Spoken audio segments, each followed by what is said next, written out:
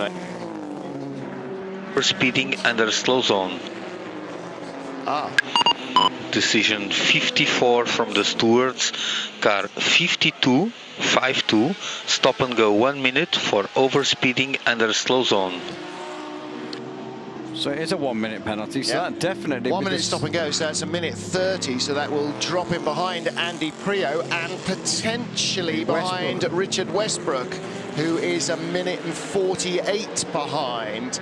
So you saw the AF Corsa Ferrari mechanics getting up from their seats, but a stop and go must be served separately from having a pit stop. So if he needs a pit stop, he needs to do the pit stop and then come back in to serve the stop and go. And somebody's obviously been off at Indianapolis because there's debris on the track, but we don't know who that is. Didn't even see a yellow flag, so something's fallen off something. Yeah, well, there was reports of possible debris. Now there's talk that there is debris and drivers are to stay left. What we might do is get a local slow zone to allow marshals to clear it up once they found what it is and where. In fact, if there's a report of debris, the marshals already spotted it. This is... Oh, no. Who's this Ford behind the Ferrari? I'm trying to work out.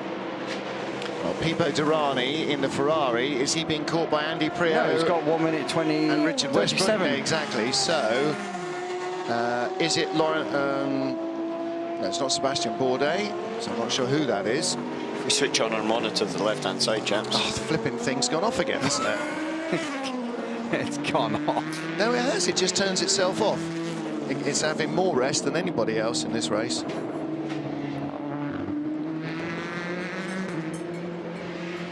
How bored do drivers get, says Sin Corvell, having to juggle to keep themselves awake. They're not juggling to keep themselves awake, it's just to get the mental acuity up. And Jenny Warmick from Kissimmee in Florida says that the Pink Pig has now led 98.75% of the laps of the race so far.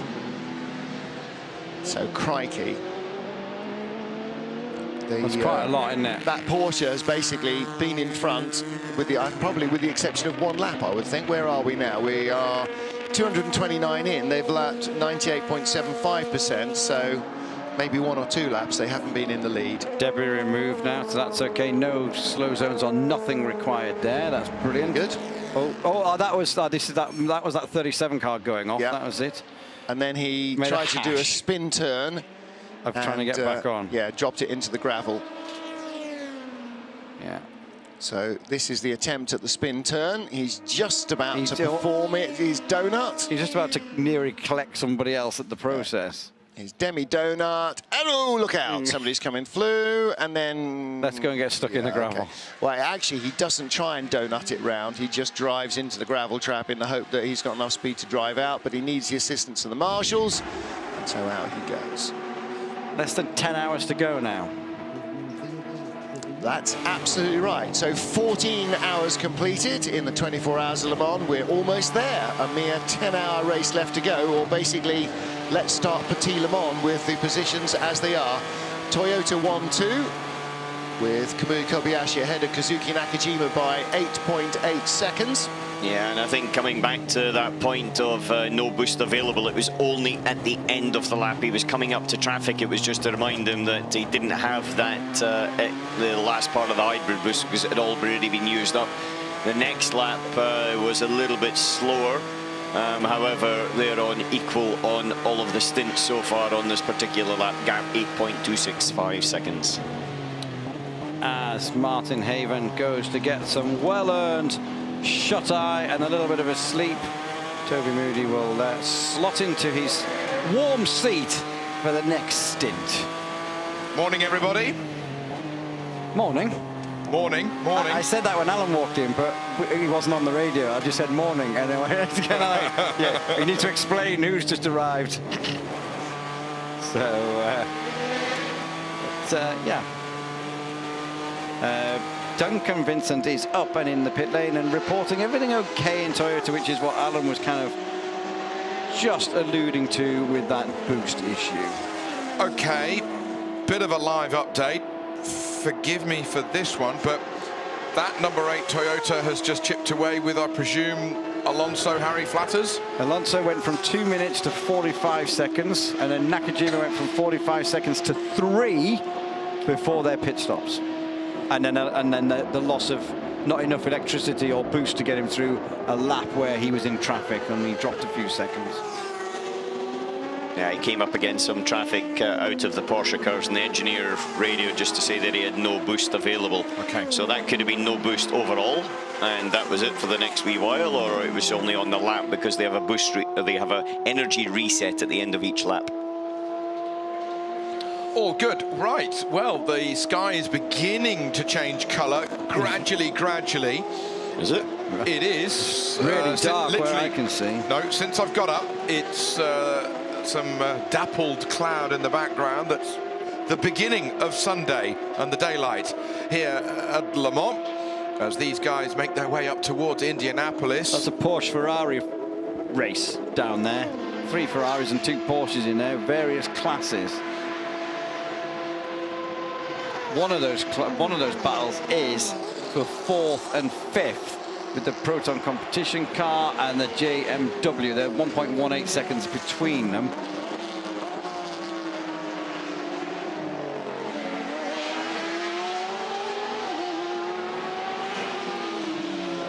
An update on the Racing Team Netherlands. I've just got to check now when I've said that. The 29 car, it is back out as we said ages ago, and it is running at a good speed with that exhaust problem when it set fire to the side of the car for a little bit. But they fixed it pretty rapidly and now on the road. On their way, and we've also lost that G-Drive 40 since I've... That was a good crash. Well, careful what you say. But it was a big crash. He's had a biggie, has he? Yeah, okay. well, He's all right, obviously. Yeah, fine. It was just his snap oversteer, and it just went right across the circuit, right across the gravel trap, and very hard into the wall. Whereabouts?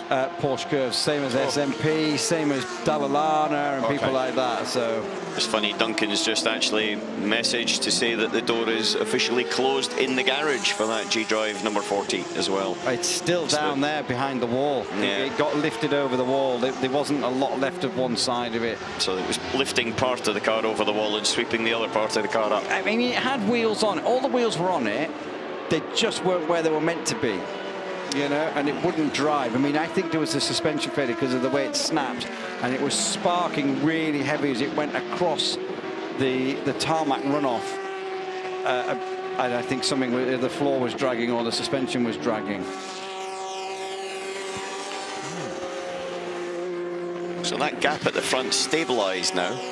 Kobayashi stabilised about 11 seconds over the last couple of laps. And while you've been in away from your seat, Toby, both Rebellions have been into the garage for a couple of laps, what looked to be doing exactly the same work on each car.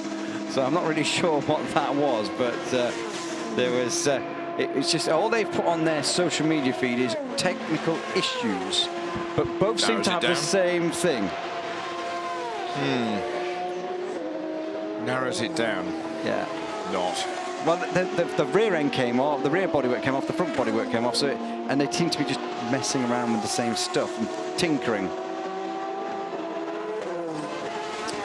Okay, well, here we are with, as you said a moment ago, just under 10 hours of this race remaining. People in one of the Jackie Chan garages just... They've had a car retire as well. The 34 is out. I think it was an engine issue on that. I didn't actually make a note of the 34 car. He just went into the pits and never came out. So the sunrise here is at 6 o'clock. That's in another 52 minutes. Sunrise, you know, proper at 6, but it's going to be getting brighter before the next sort of half an hour or so. It's going to be getting into a happy hour, a cool hour. Will we have a bright sunshine in their eyes when the sun rises? Probably not. It's a little bit overcast in places, but dappled kind of cloud. The forecast for the day is for not really bright sunshine, just as we had at sunset. It's sort of overcast. It's due to feel like about 16, maybe even 15 degrees. So nothing like the temperature that we had 12 months ago when it was double and the rest. So it might be a friendly kind of sunrise without the sun directly in these guys' eyes. Something that you might like, because you like honesty. I was telling Martin, Juan Pablo Montoya, I read this. He was asked what happened when he went off in Indianapolis. And he said, I ran out of talent. Oh, excellent. Racing driver admits mistake. Yeah. Alan said earlier he's never got it wrong. No. Never got it wrong. No, eh? he's still shaking his head. No. No.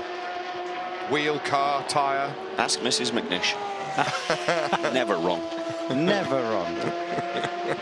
And when I am, I leave the room. And you don't get into an argument, because then you can never have to admit it. Don't know what you're talking about. I'm actually a bit like that. If I know I'm wrong, I just stop the argument and just walk off. Yeah, and it's the ironic part about where when Pablo Montoya went off into the gravel, it was at a corner called Indianapolis. Oh, very good. Oh, and we got a new one, right? When your favourite car, Yeah. the pink pig, comes in, it's not in for a pit stop, it's in for a pig stop. I can't take credit for that. That was actually the official WEC app that named that. I saw it on social media. I'm not sure I would take credit for it, actually, that particular one. A pig stop, not a pink stop. Truffle hunters. Now then, the 84 JMW Motorsport Ferrari, that continues on the way up to, there you have that kind of dappled sky that I'm talking about, that I can see out of the back of the commentary box. I thought that was a yellow light, but then not. No, it was facing the wrong way, Julian. Yeah, I know, but I didn't know that initially. I just saw two yellow lights, and I was like, oh, come on, it's 5:11 in the morning. Well, you haven't had any kip, I don't think, have you? I think I did. Well, I haven't. I seem to remember waking up. I'm going to be struggling in about 3 hours' time. I seem to remember waking up, but I'd only had, if I had something, it was about 30 minutes or something like that. I left the box, walked over to my caravan, and then proceeded to have a complete sneezing fit out of nowhere. So and then tried to get some shut-eye, still sneezing like hell. Haven't had hay fever for about 30 years, and decided to sort of sneeze like hell this year. Don't know what's been going on that one. Right then, well, enough about me and my sneezing. What's going on down there, Duncan? Take it away. Yeah, good morning, guys. Morning. Yeah, good morning. We're in the Rebellion garage. I've got Bart Hayden here. Bart, first of all, both cars have had a little trip to the garage. Can you give us an update on why they were in the garage? Yeah, we had to bring car 3 in because the rearmost portion of the plank came loose on the underfloor. So we had to change that out, which obviously meant bringing the car in, sticking it up in the air and getting underneath it. And then on car number 1, Neil reported a strange feeling that it was pulling to the left slightly. So we boxed it to have a quick look. Didn't see anything initially, but then noticed that there were a couple of floor stays that are broken, so we've just replaced those and sent him back out again. Okay, so apart from these two little things that have happened, how has the night been for the Rebellion team? We seem to have been trading blows with each other because we've been in and out of the box with both cars. We're still nursing a couple of niggles on both of them.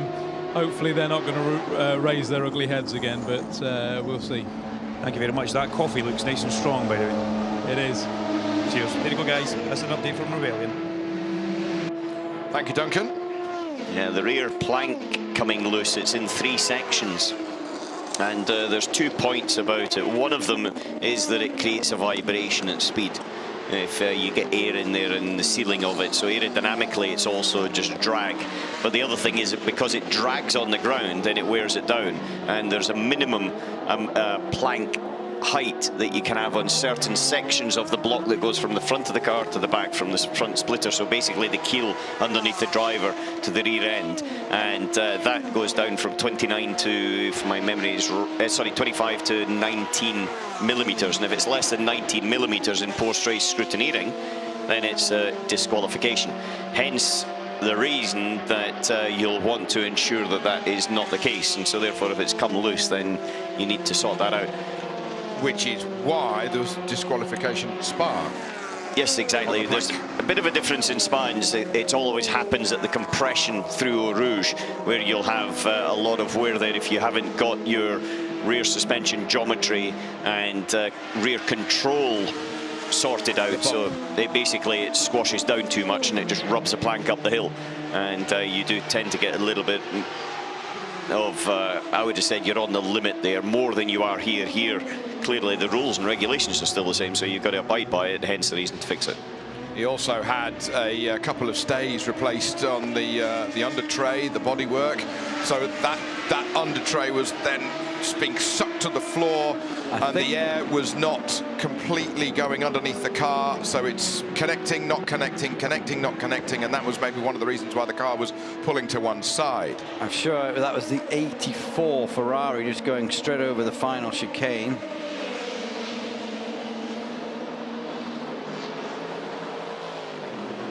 I do like the colours of that car. I do as well. The nice colour. Bit jazzy. Oh, song titles. Fernando Alonso came up with one on the team radio. Rhythm of the Night. I was just about to say, it must be Rhythm of the Night. Yeah, he says, do you want me to stay in for another stint because I've got the rhythm of the, and keep the rhythm of the night? Who sang that? DeBarge. DeBarge, goodness me. I can't take credit for that. That was Haven. That's a bit funky. That's a bit soul. And he knew it straight away. He didn't have to Google it. Martin knew it. Of course he would. So, yeah. Maybe he was a nightclub bouncer in a previous life, because they always win the pop quiz questions because they know all the songs and they're sober. Yes. That's how it all goes in.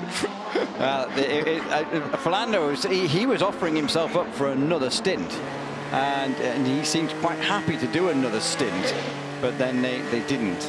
They put Nakajima, who is in the car currently now, and that lead has just eked its way out. I think, was it Martin or Alan said it, that now we had Kobayashi, nothing against Lopez, but Richard, your lap time, we'll pit on this lap, fuel only. Pit on this lap, fuel only. Okay, fuel only for the 69 car. That's currently in fourth with Richard Westbrook in that one. What I was going to say was Kobayashi, a lot more experience around here than the teammates as a disc and pad sitting there. Disc and pad, caliper disc and pad sitting there for the Ford team, but it's going to be fuel only unless they spot something. But yeah, Kobayashi obviously a little bit more experienced with the car, and he's just starting to eke out that gap again over Nakajima. GoPro running on the side of that mechanic's crash helmet. It's already recording with the red light flashing as we come back on board with the red Ford GT. Here we go. He said we'll pit this lap. Pit. You're staying in the car. Joey Hand, Dirk Muller, Sebastian Bourdais, the trio in that car. Alan, they've just said that you're staying in the car. Would he would have an idea he was staying in the car, or he would have no idea he was staying in the car? No. He knows. It's just a reminder. Yeah, don't get out. Yeah, or don't start unplugging radios and things like that. Okay. It's purely confirmation of what we're going to do, because there's always a driver that is actually ready and prepared just in case something stupid happens, like he gets cramped breaking into the pit lane or whatever. And it's just to ensure that everybody's clear. Here's the fifth place car in GTE Pro. That's properly splattered over the front of that. I want a picture of that car tomorrow afternoon. Yeah, it'll be more black than yellow, that's for sure. Screen being looked after. Mechanics just getting any rubbish out of the gauze at the front, making sure that that radiator is clear. Mechanic at the back just checking under tray, just checking diffuser, just checking nothing's been worn out. He reckons it's okay. Fuel out, lollipop up, on your way. That is Jan Magnussen at the wheel driving out. He's dropped now to 7th position in class. That's the sister car just ahead of it, I think, coming in. No, it's a Ferrari. Okay, let's finish lap 7. We'll do fuel and front brakes. Fuel and front brakes.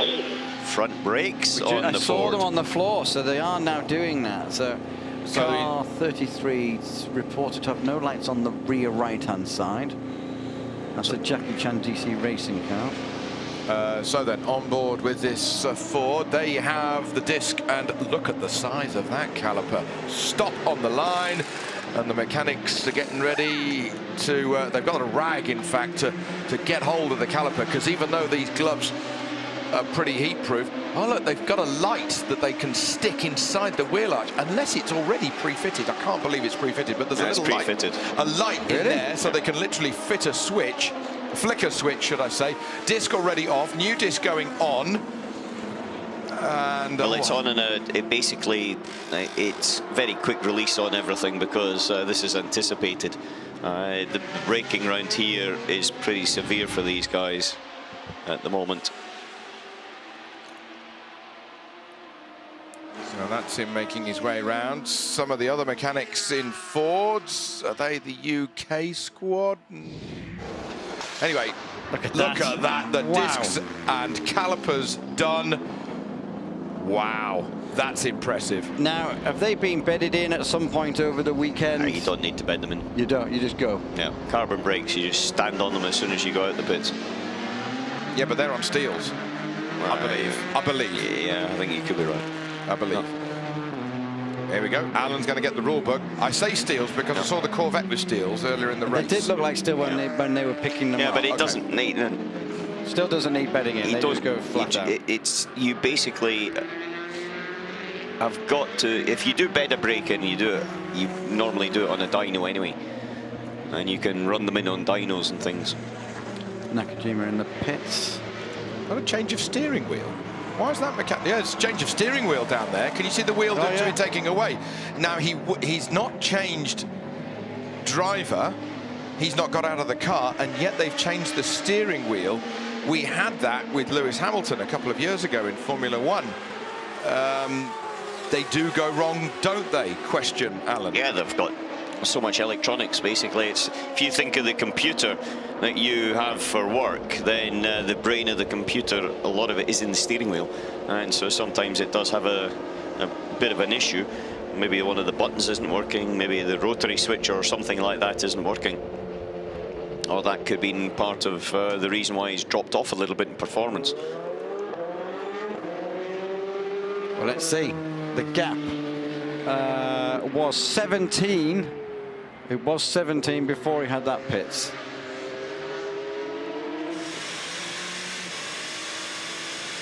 Looking down the battles, the 69 Ford that's just on an outlap with Westbrook in, the 52 Ferrari. It's a pit stop short, but only 4 seconds between them. Right, there's the wheel. We need to stay with that shot. There's the steering wheel in the mechanic's hand, and he's obviously showing the mechanics where the problem was, on the back, on the front, wherever it was. And we really need to stay with that shot. I'm fascinated with that sort of initial debrief, and you know, sometimes the mechanics don't necessarily realise. Sticky button? To be honest, yeah, but it could be paddle, it could be many things. I've had gear shift paddles break, the little sensor behind them go and be inconsistent. There's so many different things here, but I would be amazed if a mechanic was doing a debrief in front of a live camera in an international race. That wheel should be straight behind the back of the screens and never to be seen again in public. This is just a run through in slow motion of our category leaders. You just saw the 77 Dempsey Proton racing car. This is the 92 car that's led for most of it, not quite all of it. I think someone said 97% they tweeted into us. Then there's the G-Drive car, Pizzolia in that one at the minute, the 26 one. And then our race leader, Kamui Kobayashi. You could see the Porsche 911 GTR going away from us, the leader of GTE Pro. You could not only see the two exhaust pipes from both the banks glowing, but further into the car, you could see the headers glowing as well, into the depths above the under tray and the aerodynamics. You can also see the headers glowing in the LMP2 cars when they come up towards the Dunlop chicane at night. As that side exhaust, you regularly see the unburnt fuel bursting into light on the right-hand side, but a little bit further forward you can see the headers glowing. Fabulous, fabulous view that you can get at night, seeing different things that you obviously don't see during the day. We're on board with the Rebellion This is number 1. It's in 4th position at the moment, hard on the brakes into the first chicane down this back section. Just 23 minutes past 5 in his local time. The race will finish at 3 o'clock this afternoon, so we've got 9.5 hours remaining, as you can see with the graphic at the top of your screen. This 4.5 litre Gibson V8 engine howling away up to that second chicane.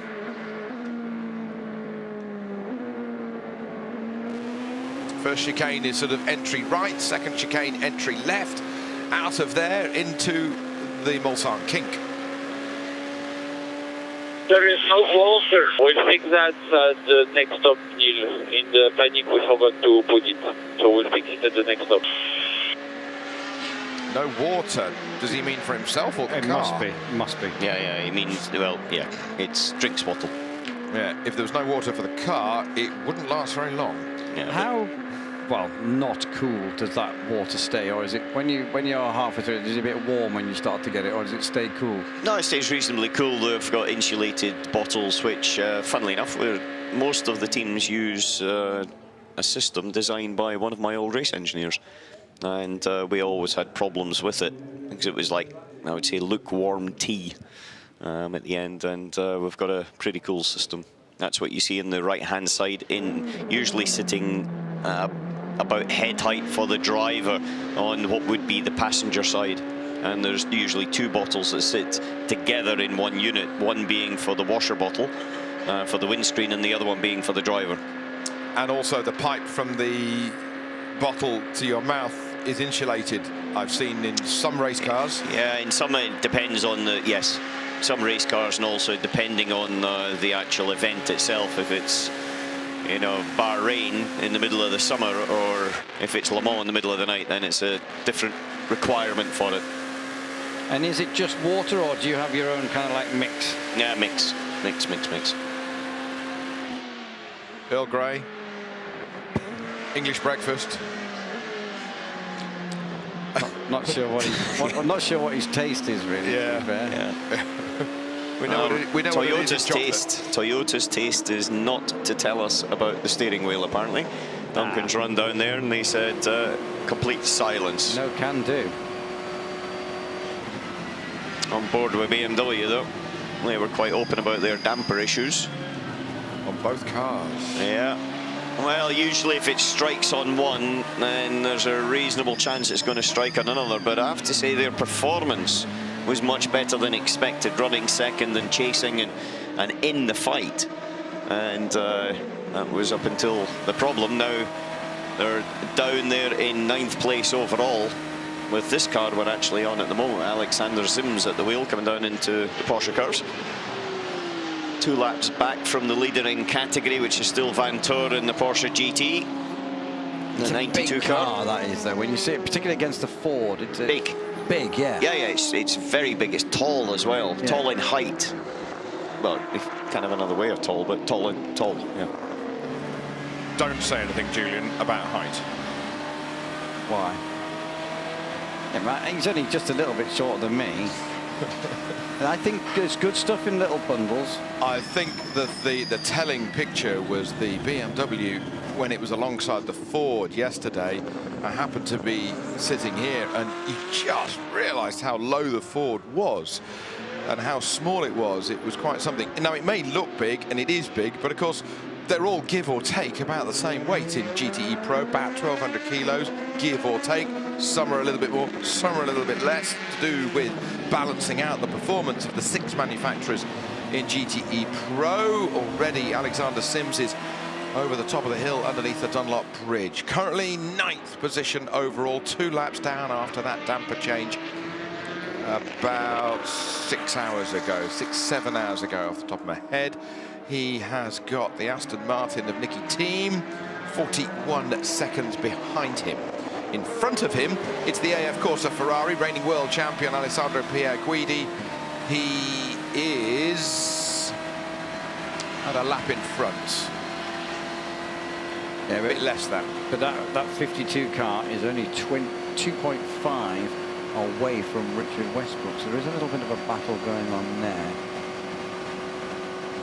But one of these Ferraris, it was the 52, it was that car that has got, I don't know whether it served it, a minute stop and go because of speeding in. He has to serve it within 3 laps. Yeah, so he must have served it, or unless they've argued with it, but I've not seen anything come up. But he seems to be in a similar position to where he was, but maybe not.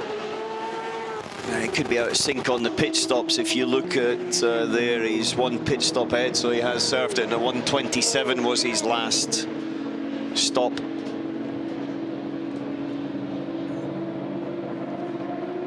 The sky is getting bluer and bluer when you see the shot underneath the Dunlop Bridge going out of the first chicane on the lap, not on the. You can see there, it's just starting now to light up as the number 8 Toyota whizzes past the 2 GT Pro cars. This is Nakajima.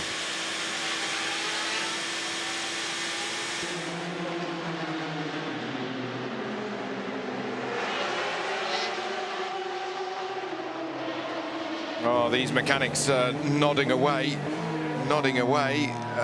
but they've got to try and get a little bit of sleep whilst they can. Yeah, that grey-blue tinge to the sky is encroaching upon us.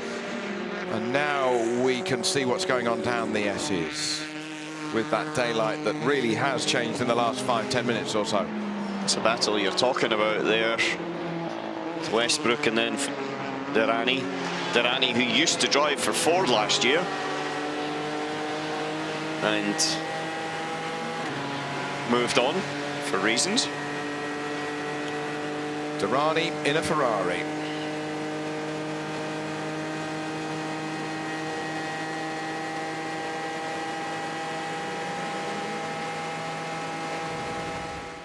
Lovely noise. As the mechanics now, they've changed those brake pads and discs. They're going to have a sleep. So that boy looking properly asleep as we just go through some replays of people getting a little bit of rest while they can. You know, you're in your overalls, you've got your crash helmet on, you've got your earplugs in, you sort of lock yourself away in your own little world. You're probably a lot warmer in those overalls than we are here. And you can just, you got the comfortable camp chair, sort of camping chair, and you can just nod off in your own little world just to try and get some shut-eye.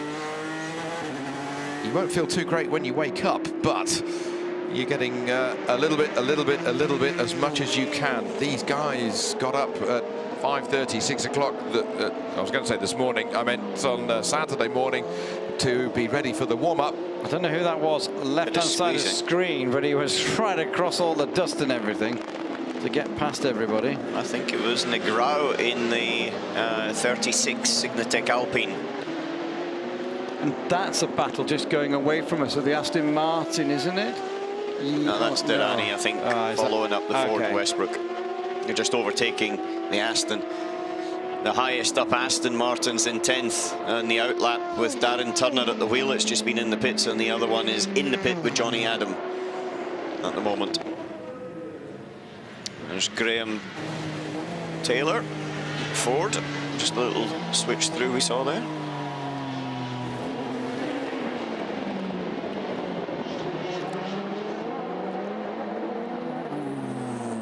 Westbrook, Durrani, then the Corvette. That is Jan Mack.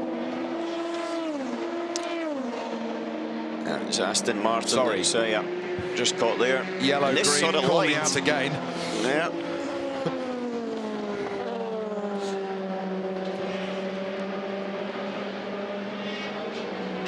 Now running down through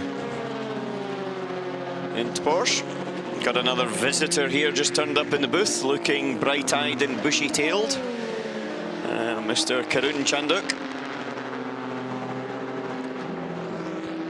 The LMP2 car making its way around the Ford. Look to the left. Is it going to manage to rattle past as it comes through karting past the big Ferris wheel?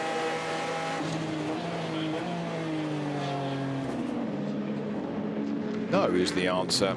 It's decided to just keep itself all together, and now it can get into its stride as it goes over the line once more. That is then Richard Westbrook going over the line and completing his 210th lap of this 13.6-kilometre racetrack. It is still the two Porsches, first and second, the Mante Porsches, the German-run cars. Olaf Mante with his base at the Nürburgring, Laurens van Toor and Fred Makovici, the respective drivers leading that class. Then it is Fords in third, in fourth, in fifth position with Bourdais, with Andy Priaulx and Richard Westbrook that we have been riding on board with. There is Pipo Derani. He's in sixth at present. Did you run through LMP2? Or, No. No, I was going to say, I didn't know whether you had and I was distracted. But do you want to do that? Or?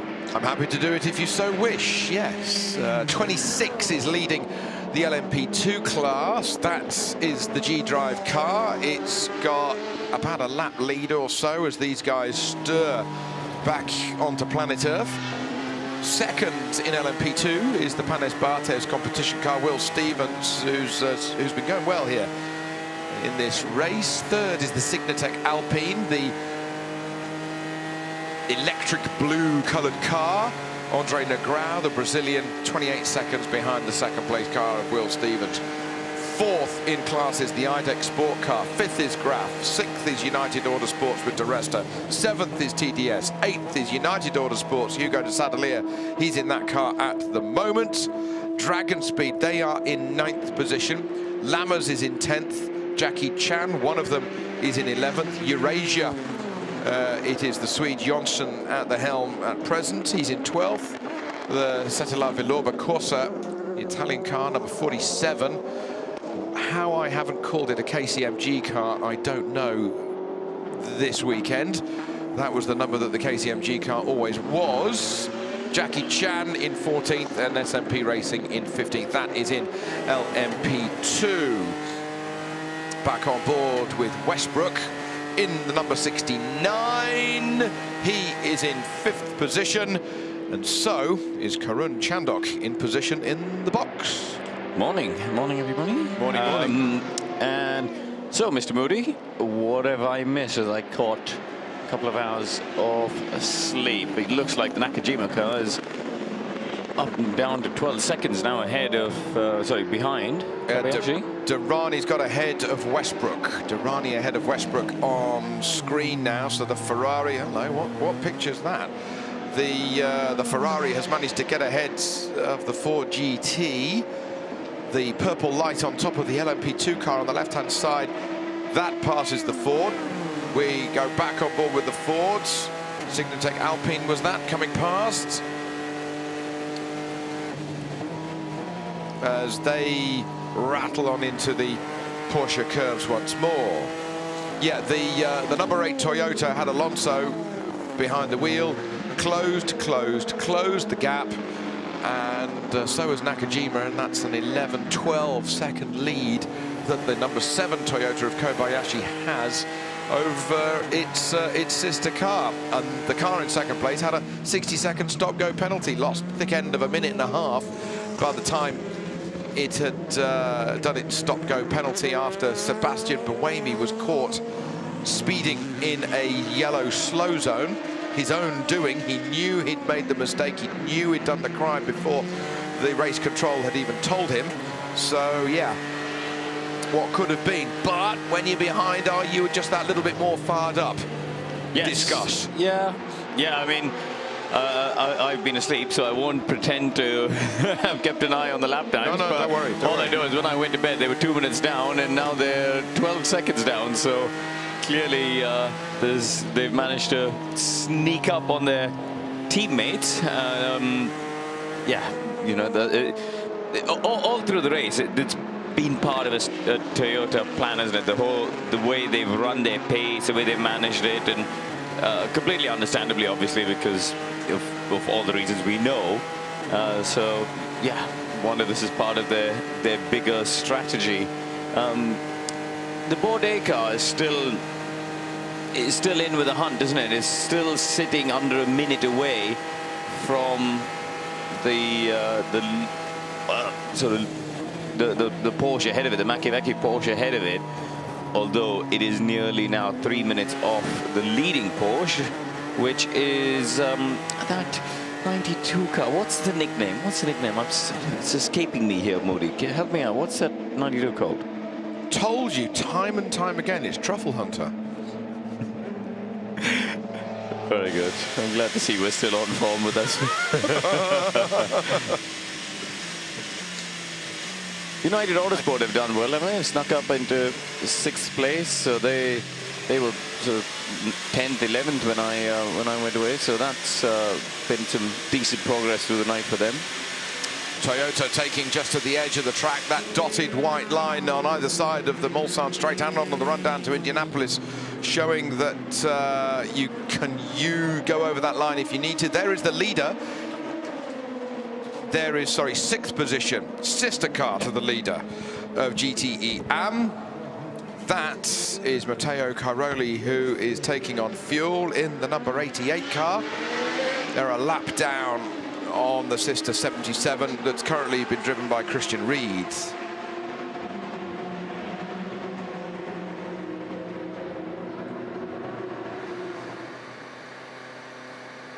Here's the number 1 Rebellion. It's in 4th position. Neil Jarni coming into the pits, right towards the far end. The Swiss just peeling in to see those mechanics now. Yeah, that's one thing, Karun. These guys have had a few wee problems. The rear plank came loose on one of the Rebellions, so they had to refix that. And then also Neil Yanni was complaining about it pulling to the left above 240 kilometers per hour. And you're doing that quite a bit around here. Yeah. And then so they had to reaffix some stays that had broken loose. But the Rebellion car is in there. Yeah, the guy on the left-hand side is putting some fluid in the car just by the R of Rebellion. He's now unscrewing a dry brake. He had a fluid bottle. There he is. Yeah, it's an injection of oil. Basically, you can inject oil into the system, and you do that probably about now.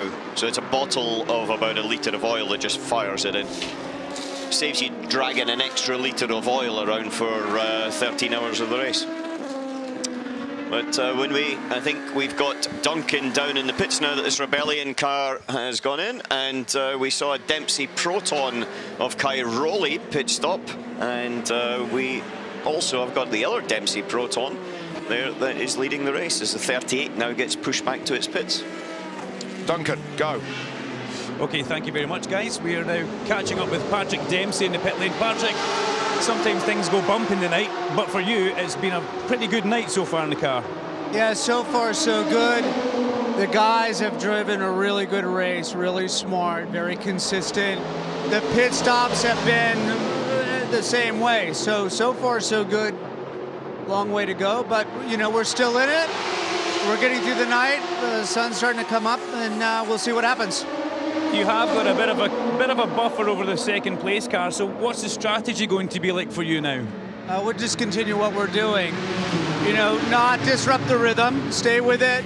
Just, be really methodical, hit our marks, make sure we don't overdrive, and stay focused. Really good to see you being the cheerleader, waking the guys up and telling them 2 laps till the pit. You're right into the spirit of this. Yeah, I mean, it's fun to be here. I mean, if I'm not in the car, I love being in the pits, and these guys are working really hard. They're doing a great job, and you need to let them rest and recover, and then just gently wake them up, get them back into it and focused. Best of luck for the rest of the race. We'll catch up with you later on. Thank you. Thanks, man. Thank you very much. I thought Duncan was going to try and negotiate a cameo for himself on Grey's Anatomy there. I think he's become big buddies with Patrick Dempsey over the last 24 hours.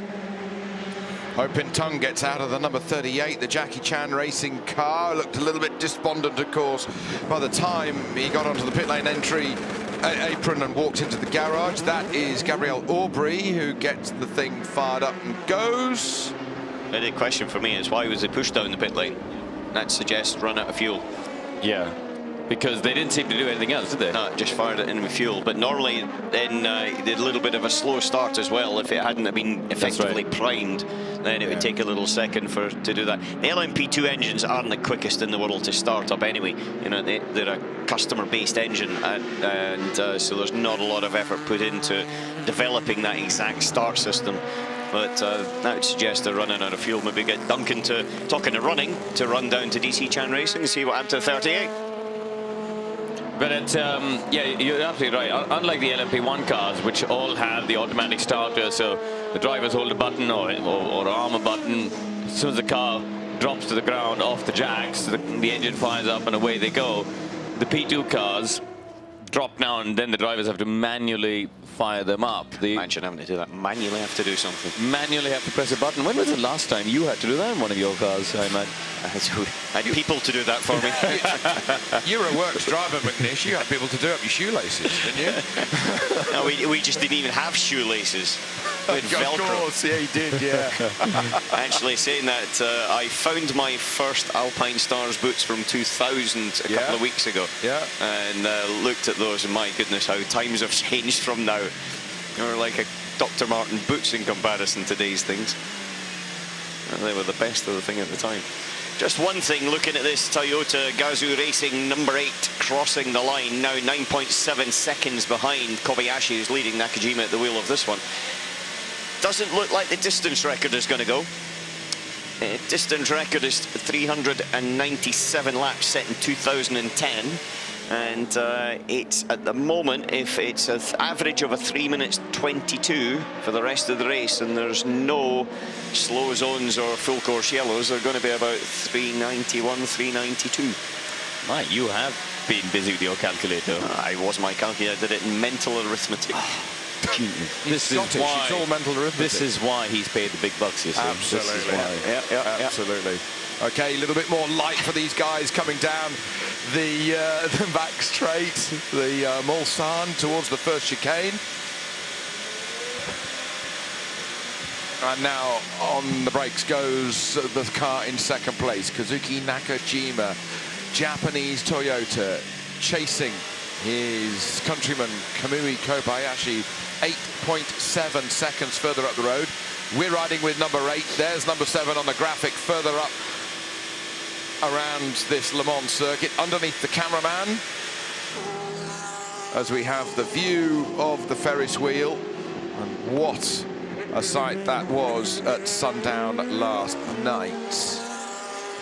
Now we're heading into happy hour, aren't we? The light's starting to come up, Alan. This is the time that every driver would like to get in the car. You know, this is the time that every driver is kind of, when the schedule comes out on Friday or Thursday, whatever, for the race, that's one of the first things you look at is who's going to do the graveyard shift between 2 a.m. and 5 a.m.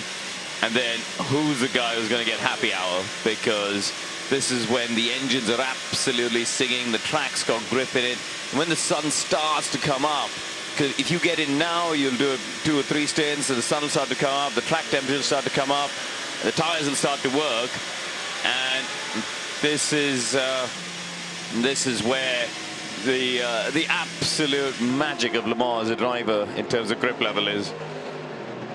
Okay, yeah. Yeah, just coming back, so we see the 26 car there, which is leading with Pizzatola in the car now, and going straight out. A little bit of information. It looks like a fueling issue maybe with that 38 car when it came in, so you know, we probably are spot on when we said that maybe they didn't get quite as much in as they needed, and luckily enough they got into the pit lane, because if they hadn't have got into the speed lane limit lane, then no one would have been able to push it apart from the driver, and you can't push it. Yeah, no, it's he must have been so lucky to run out, or had that fuel pressure wanted to drop out through the Porsche curves and just coasted it, because. But they did a good job to get it to that point of getting in, and then good recovery as well. Team obviously have earned a wee bit now, I mean, and also done a wee bit of legwork. There's a car slow on the left-hand side coming out to the second chicane up towards, it's an LMP2 car as well. Dragon Speed Orica. It's the Dragon Speed number 31 car. Gonzalez, Maldonado and Berton It's going slow on the left-hand side there. It's car 30, yeah. 31. Yeah, sorry. Yeah, Dragon Speed car. So, yeah, they have got half a lap to go. Has he got a front left puncture? Is it a bit low on the left? This is the car that lost the wheel, wasn't it? It's low on the front left. This is the car that lost the front left wheel, if you remember, way back early on in the race. We saw the marshal pick it up. Yeah. And again, you're absolutely right. It's sitting to the left-hand side and does look... Not right, is it? It does look down to the front. Very not right. Just going back to your fuel conversation and the pickup in that Jackie Chan car, one of the other LMP2 cars has also got a fueling problem, and it can't do the 10 laps. It can only do 9 in its run because it just can't get the last lap of fuel out of the bottom of the tank, the pickup, the whatever. It's not a question of fuel going in.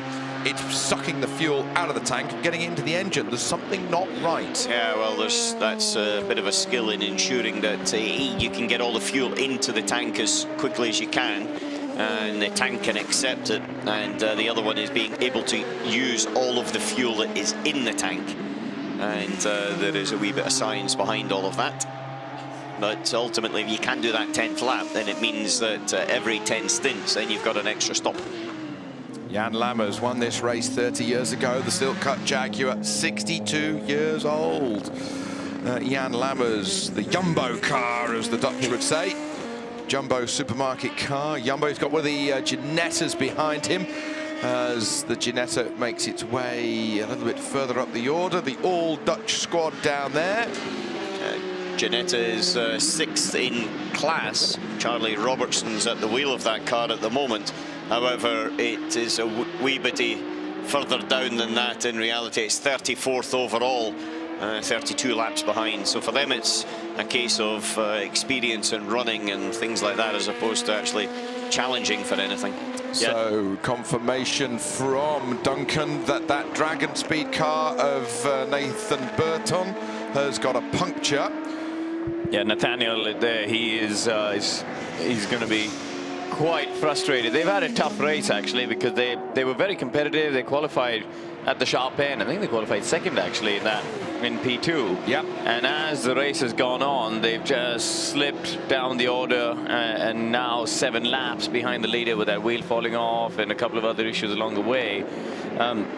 Jan Lammers, as you say, how many times has Jan Lammers said, "This will be my last Le Mans," only to be back again to sort of 11 and a half months later at the test day saying, "I'm back." Done a deal, always the man doing a deal. My first job was for a Dutch guy who was into sponsorship and looking after clients and such like, and Jan was always on the phone to Mick, and always coming to the office in Battersea in London, and yeah, there was always deals to be done, and it was a lesson for me as a young 18-year-old that there was always a deal to be done. Opened the door one day to Eddie Jordan. "What are you doing here?" "Oh, you're doing a deal, aren't you?" Back in about 91 or so, the days of the Green Jordan. Here is the number 31 coming down pit lane with that puncture. Is it front left, rear left? Does it matter? No, but it's limped it back. He hasn't had any serious damage. That's the main thing. The tyre has stayed reasonably intact. They get the fuel in. Oh, look at all the muck and crud on the inside of that rim. It looks like brake dust, Alan, doesn't it? On the front left there, it almost looks like a load of brake dust has fallen off. But sometimes if the tyre wall gets too hot, yeah, there's something wrong in there. No, that's, I wonder if the brake, that's all dust. Yeah, that's all brake dust. The disc bells failed. Yeah.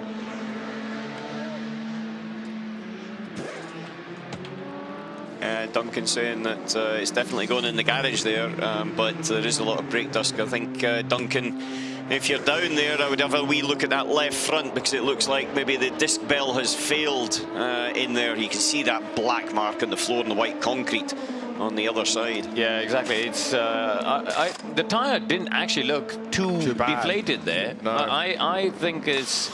I think it's the disc bell that's gone. You can see there, that's carbon, which has come off the brakes.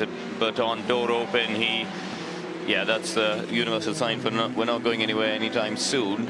And the mechanics now trying to get the car on the trolleys back in to the garage. So yeah, bad news, unfortunately, for that team.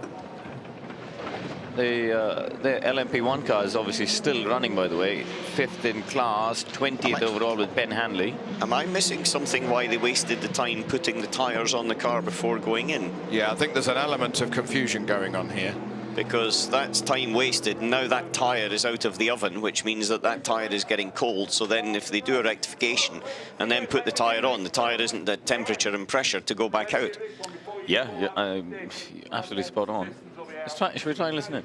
There's Elton Julian in the white jacket in the background.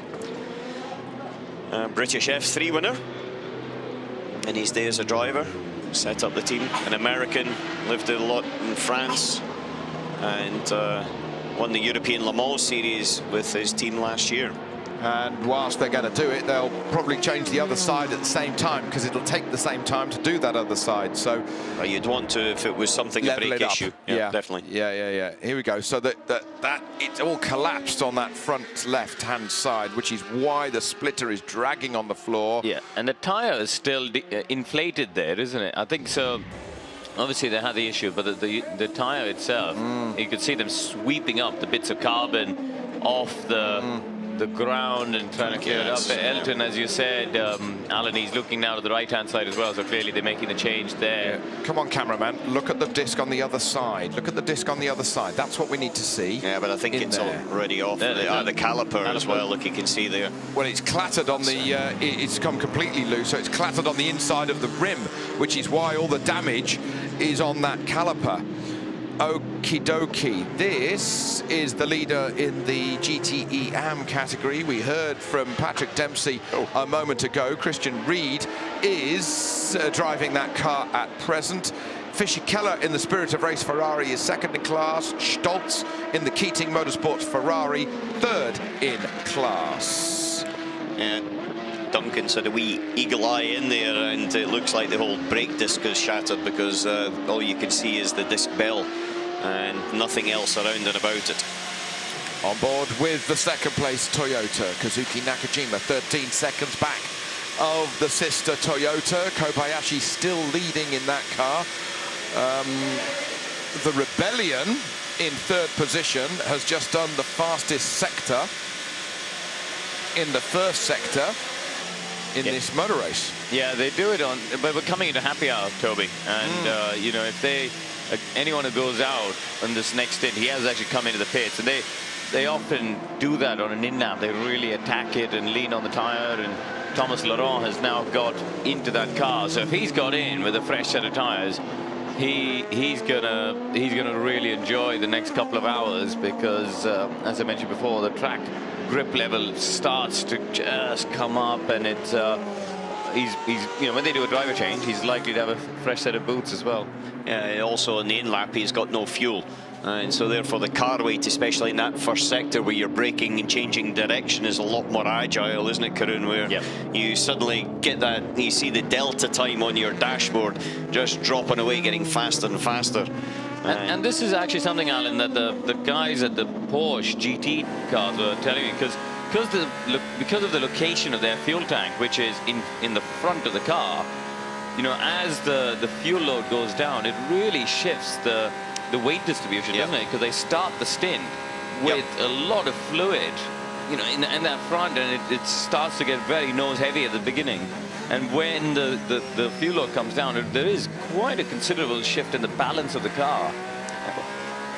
If you're in in an LMP car, LMP1, if you've got about 50 kilos of fuel that's in the non-hybrids, but then if you go up into a GT, it's a bigger amount of fuel and a bigger weight, so it comes up to be about 10% of the car weight that is sitting there sloshing around in fuel.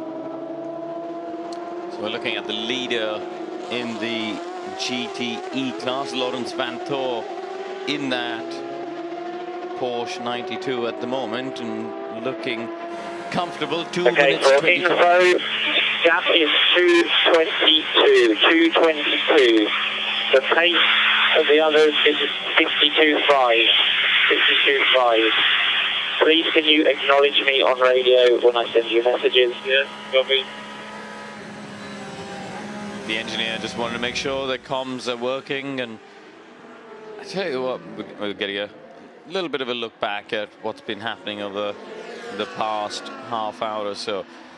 Alan, around here, communication is so critical, isn't it, between car and the pit wall? I mean, when you have a radio issue or the radio drops out or whatever, it is a complete nightmare. And actually, your worst case scenario is if you miss the call to pit for fuel. Yes. As you say, then it's pretty much game over. Yeah, then you've got a very big issue. Unless you're in a hybrid, then you can run on the hybrid energy as much as you can to come back. And after that, you've got to run on the starter motor if you run out of fuel.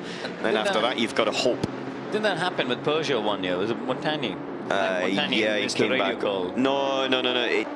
Frank Bieler in 2003 missed the radio call coming past the pits, and then he basically had to try and make it round, and he stopped eventually at Arnage, I think, if I remember correctly. Yeah.